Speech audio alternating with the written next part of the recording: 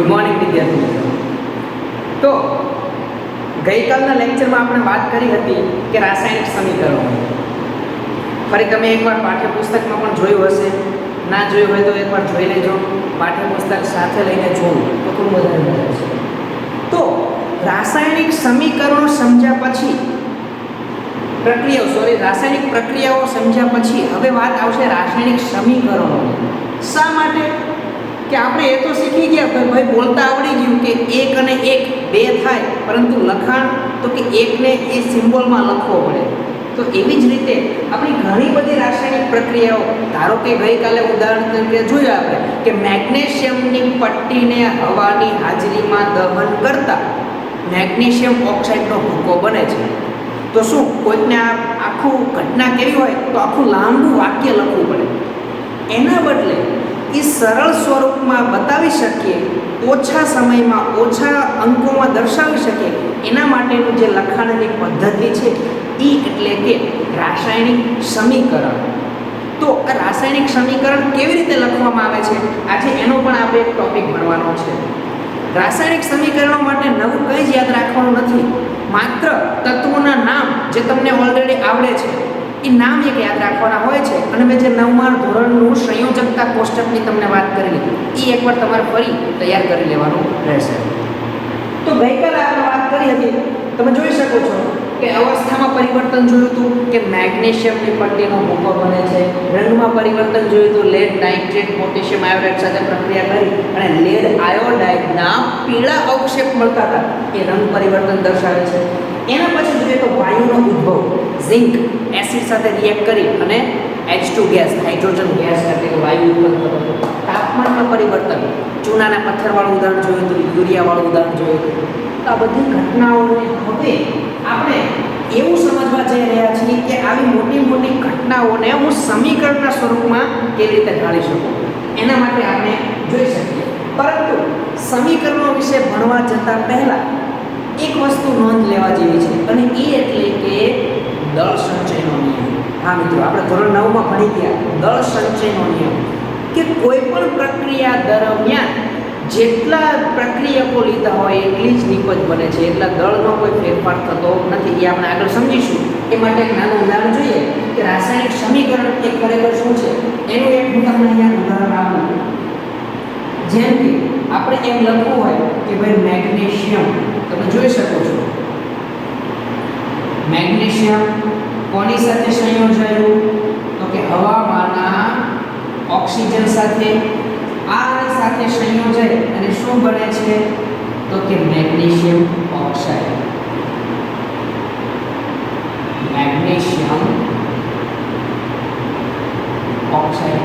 પરંતુ આ તો લખાણ બહુ લાંબુ થઈ ગયું, તો એને સોલ્ટમાં લખવા માટે તો કે મેગ્નેશિયમની સંજ્ઞા શું છે, તો એને કંઈક આપણે આ રીતે લખીશું, મેગ્નેશિયમ ઓક્સિજન.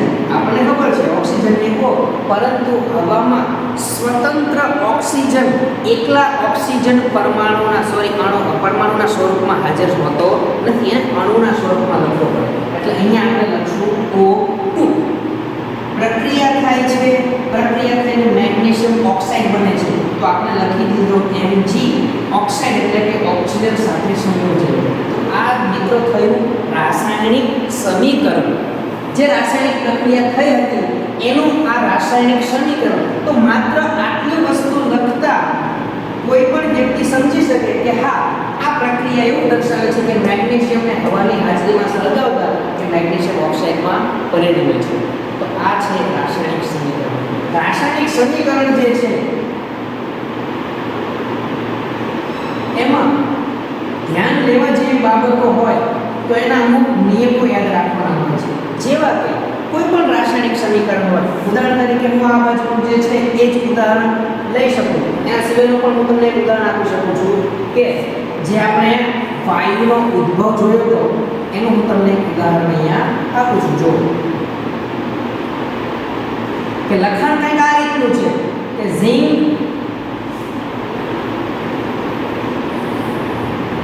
સલ્ફ્યુરિક એસિડ સાથે પ્રક્રિયા કરે, શું બનાવશે, તો કે ભાઈ ઝિંક સલ્ફેટ વત્તા હાઇડ્રોજન વાયુ ઉદ્ભવશે. આ એક રાસાયણિક પ્રક્રિયા છે. આ પ્રક્રિયાને તમે જોઈ શકો છો કે આપણે પહેલા શાબ્દિક સ્વરૂપમાં ઢાળી, જો ડાયરેક્ટ વર્ણન કરી તો એવું થાય કે ઝીંકના દાણાદાર ટુકડા જ્યારે સલ્ફ્યુરિક એસિડમાં નાખવામાં આવે છે ત્યારે બંને વચ્ચે પ્રક્રિયા થઈ ઝીંક સલ્ફેટ ઉત્પન્ન થાય છે અને સાથે સાથે હાઇડ્રોજન વાયુનો ઉદ્ભવ થાય છે.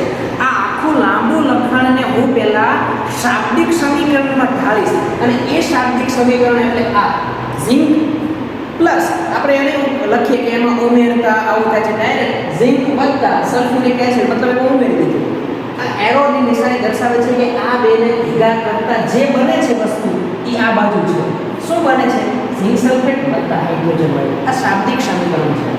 તો આ શાબ્દિક સમીકરણ પછી તો કે એ સંજ્ઞાવાળું સમીકરણ લખવાનું આવે તો એ કઈ રીતે લખી શકાય?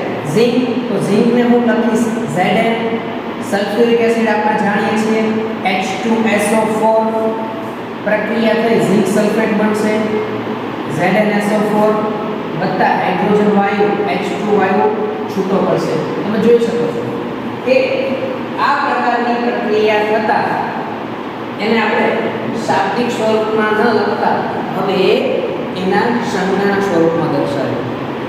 તો એરો જે તીરની ડાબી બાજુ જે છે લેફ્ટ હેન્ડ સાઈડ એટલે કે ડાબી બાજુ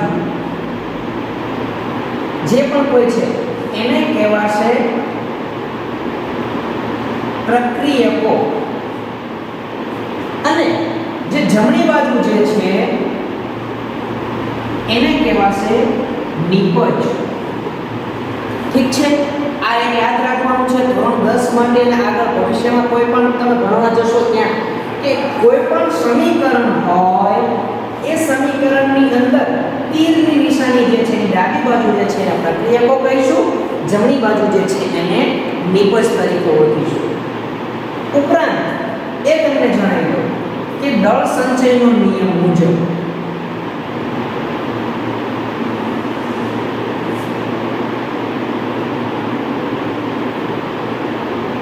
દળ સંચયનો નિયમ શું કહે છે કે ડાબી બાજુ લીધેલા પ્રક્રિયકોના કુલ દળ એ જમણી તરફ મળતા નિપજના કુલ દળ બરાબર હોય છે.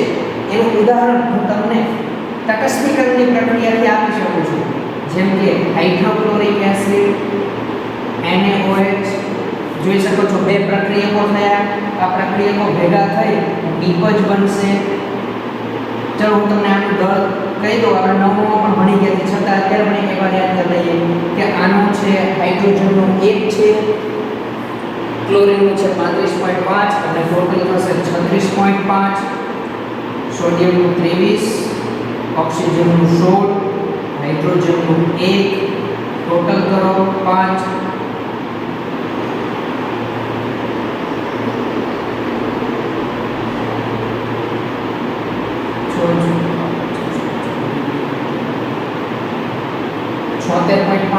ચલો આ બાજુ ફરી પાછું એનું ટોટલ કરીએ તો સોડિયમનું 23, ક્લોરીનનું 35.5, 2 હાઇડ્રોજન છે એટલે 2, 1 ઓક્સિજન છે એટલે કે કેટલું થશે 76.5. તમે જોઈ શકો છો કે પ્રક્રિયકોનું જેટલું દળ છે એટલું જ દળ કોનું થાય છે? દળ એટલે કે વજન, જેનું આપણે આણ્વીય દળ તરીકે લખીએ છીએ, પરમાણ્વીય દળ તરીકે લખીએ છીએ. તો આ પ્રક્રિયકોનું દળ જે હતું એટલું જ દળ નિપજોનું થાય છે, મતલબ દળમાં વધારો કે ઘટાડો થતો નથી. તો રાસાયણિક સમીકરણમાં દળ સંચયનો નિયમ જળવાઈ રહેવો જોઈએ. આ દળ સંચયનો નિયમ જળવાઈ રહે એ માટે થઈ અને રાસાયણિક પ્રક્રિયાને ક્યારેક સમતોલિત કરવી પડે છે. સમતોલિત કરવી પડે એટલે તો કે કોઈ પણ પ્રક્રિયા એવી હોય કે જે સમતોલિત હોતી નથી, તો એને આપણે કઈ રીતે કરી શકીએ? એનું હું તમને એક ઉદાહરણ આપું. એ પણ કંઈક તટસ્થીકરણની પ્રક્રિયા જેવું જ છે. જેમ કે ઝિંક, હાઇડ્રોક્લોરિક એસિડ, બે પ્રક્રિયકો, તીરની નિશાની શું બતાવે છે કે બને છે ZnCl2 H2. હવે તમે અહીંયા જુઓ કે ડાબી તરફ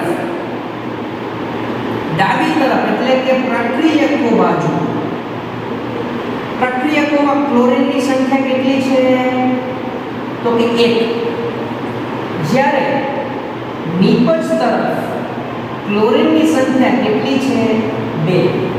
જો એવી જ રીતે હાઇડ્રોજન 1 અહીંયા 2 છે, તો આ સમીકરણ સમતોલિત નથી. એનો અર્થ એ થશે કે દળ સંચયનો નિયમ જળવાઈ રહેતો નથી. તો એના માટે શું કરવું જોઈએ? તો દળ સંચયનો નિયમ જળવાઈ રહે એના માટે સમીકરણને કેવું કરવું પડે? સમતોલિત. સંતુલિત સમીકરણ લખવું પડે. આ સંતુલિત સમીકરણ લખવા માટે શું કરી શકાય? તો તમે જોઈ શકો છો કે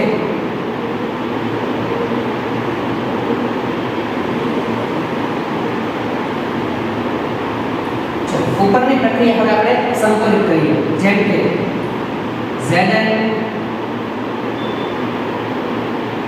HCl ZnCl2 H2. અહીંયા વધારાનું કોણ છે? 2 હાઇડ્રોજન 2 ક્લોરીન. તો હું અહીંયા બગડો મૂકી દઉં તો હવે આખું સમીકરણ સંતુલિત થઈ ગયું. તમે ગણી શકો છો ડાબી બાજુ જેટલા તત્વો છે એની સંખ્યા, જમણી બાજુ નિપજ તરફ જેટલા તત્વો છે એની સંખ્યા બંને સમાન હશે. આ છે સંતુલિત સમીકરણ. આગળ તમે જોઈ શકો છો કે કઈ રીતે આ સંતુલિત સમીકરણ કરવામાં આવે. જો આને આપણે લખવું હોય તો આ જે પ્રક્રિયા છે એને ટેબલ બનાવી અને આપણે લખી શકીએ. Zinc H2SO4 ZnSO4 H2. અને કોષ્ટકના સ્વરૂપમાં જે આપણું પાઠ્યપુસ્તકમાં આપ્યું છે એમાં તમે જોઈ શકો છો કે લખવું હોય તો લખી શકીએ કે ભાઈ તત્વ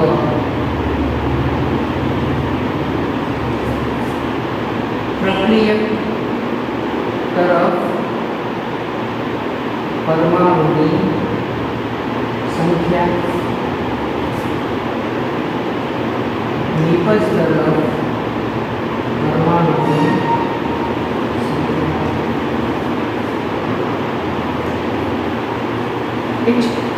તો ચલો પહેલા તત્વની વાત કરીએ. ઝિંક. ઝિંકમાં તો કે ભાઈ પ્રક્રિયકો એટલે કે જે તીરની ડાબી બાજુ છે એ બધા પ્રક્રિયક થયા. કેટલા ઝિંક છે? તો કે 1. નિપજ તરફ ઝિંક કેટલા છે? 1. પછી કોણ લઈશું? તો કે હાઇડ્રોજન. ચલો પ્રક્રિયકો તરફ કેટલા હાઇડ્રોજન છે? 2 હાઇડ્રોજન છે. તો અહીંયા આપણે બગડો લખીએ. નિપજ તરફ 2. પછી સલ્ફર લઈએ. સલ્ફરમાં ડાબી બાજુ તમે જોઈ શકો છો કે 1 સલ્ફર છે, જમણી બાજુ પણ 1 સલ્ફર છે. પછી આવશે ઓક્સિજન. ડાબી બાજુ કેટલા છે? H2SO4, 4 ઓક્સિજન છે. જમણી બાજુ પણ 4 ઓક્સિજન છે. તો મિત્રો તમે અહીંયા જોઈ શકો છો કે ઝિંકની સંખ્યા સમાન છે, હાઇડ્રોજનની સંખ્યા સમાન છે, સલ્ફરની સંખ્યા સમાન છે, ઓક્સિજનની સંખ્યા પણ સમાન છે. તો આ વસ્તુ દર્શાવે છે કે ઉપરોક્ત રાસાયણિક સમીકરણ એ સંતુલિત રાસાયણિક સમીકરણ છે. મતલબ કે દળ સંચયનો નિયમ જળવાઈ રહે છે. તો આવી રીતે હવે આપણે આગળની જે પ્રક્રિયાઓ છે, જે ટોપિક છે રાસાયણિક પ્રક્રિયાને સંતુલિત કરવું, તે આપણે આના